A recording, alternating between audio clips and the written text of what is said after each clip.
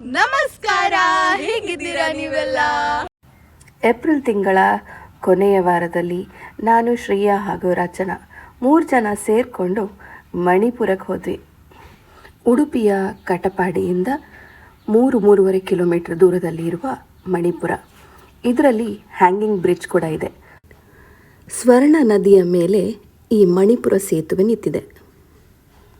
ಪ್ರಕೃತಿಯ ರಮಣೀಯತೆಯನ್ನು ಆಸ್ವಾದಿಸುತ್ತಿರುವ ನಮಗೆ ಇಲ್ಲೊಂದು ಪುಟ್ಟ ನಾಯಿ ಸಿಕ್ಕಿತು.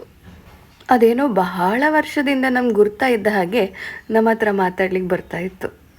ಇಷ್ಟು ಸುಂದರವಾಗಿರುವ ಸೀನರಿ ಇರಬೇಕಾದ್ರೆ ಈ ರೀಲ್ ತೋ ಬಂತಾ ಹೇ ಅಲ್ವಾ? ಹಾಗಾಗಿ ಕೆಲವು ರೀಲ್ಸನ್ನು ಶೂಟ್ ಮಾಡ್ಕೊಂಡು ಬಂದ್ವಿ.